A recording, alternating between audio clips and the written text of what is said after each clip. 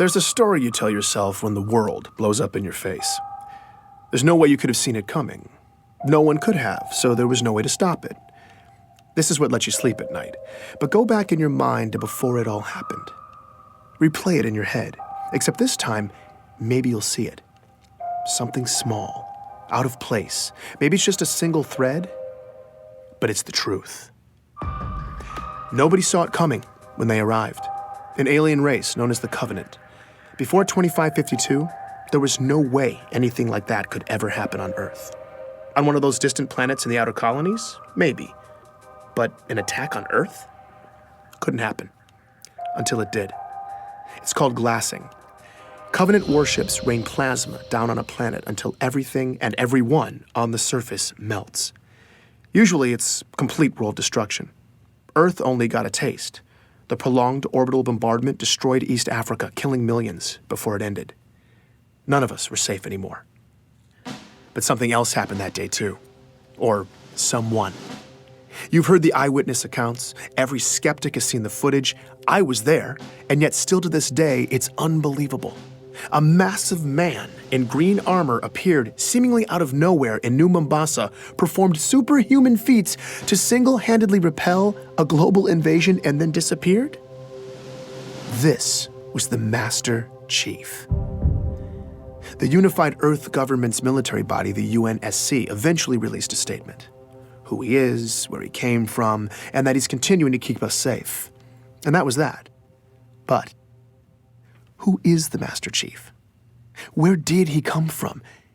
Is he continuing to keep us safe? I'm Benjamin Giroux, and this is Hunt the Truth. For all us cosmopolitan Earth types who don't venture into the far reaches of space, there's a planet way out in the outer colonies called Eridanus II. If you're thinking of visiting, don't bother. It was catastrophically glassed in a Covenant attack in 2530.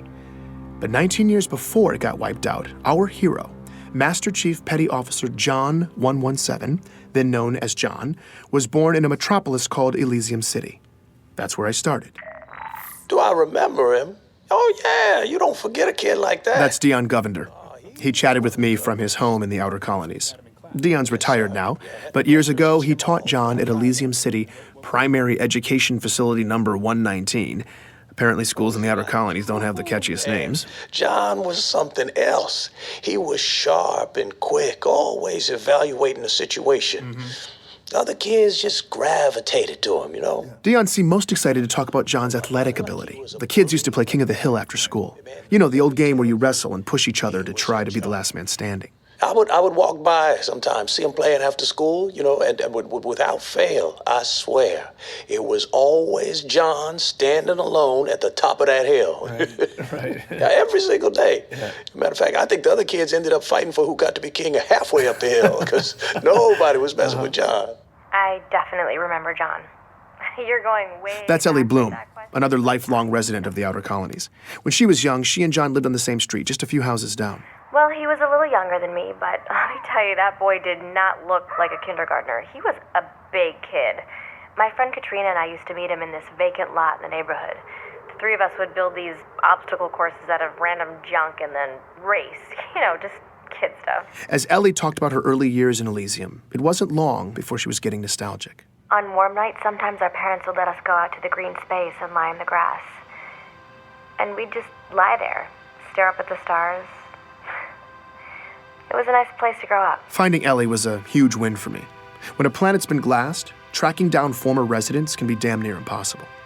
Any records kept locally, paper, hardened data storage, even human memories, after a full-scale glassing, they're just gone.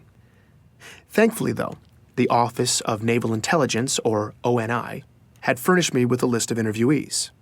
That's how I'd gotten Dion. But I wanted to go the extra mile with this story, so I'd hit up some of my old connections in the outer colonies looking for more sources.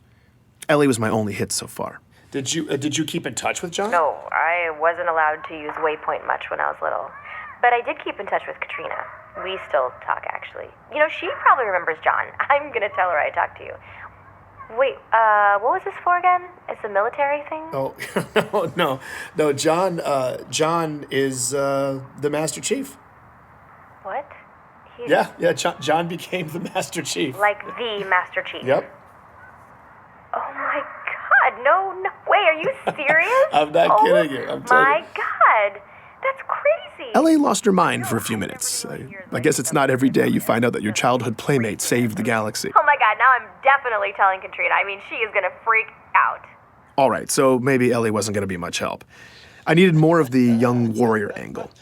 Here's Dion Tell you again. the boxing story. No, what's that? Okay, so. Not yet. I taught the primary kids, right? But I also ran this boxing league at the high school. Uh-huh. Second week, we're doing drills in the gym. John walks in. Yeah. Now, mind you, John is in 6th grade at the time. I say, hey, John, what's up? He says, I want to sign up for boxing. And I say, John, you're 12. What are you talking about? But John was adamant. But I look at him and he ain't leaving. Right. So I said, okay, what the hell? Figure let it be a formative lesson for the kid. I don't know what it. So I put him in the ring with one of the smaller guys. John pummeled this boy. It was over in about 15 seconds, okay?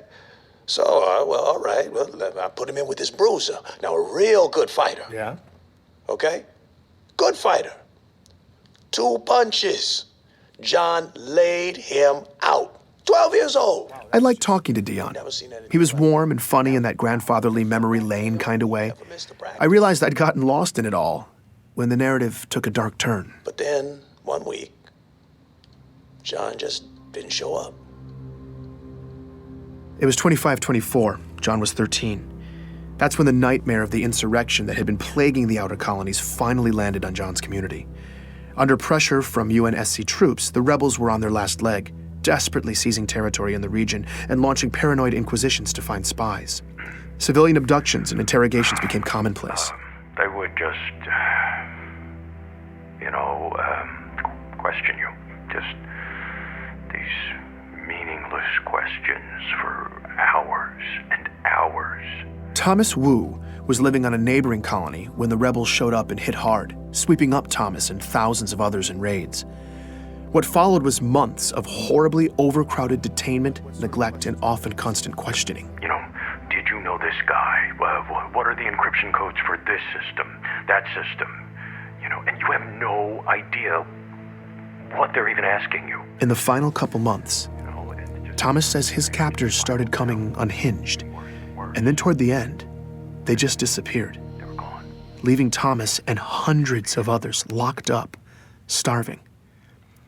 I don't want to play this part of the interview, but I'll tell you, it got bad.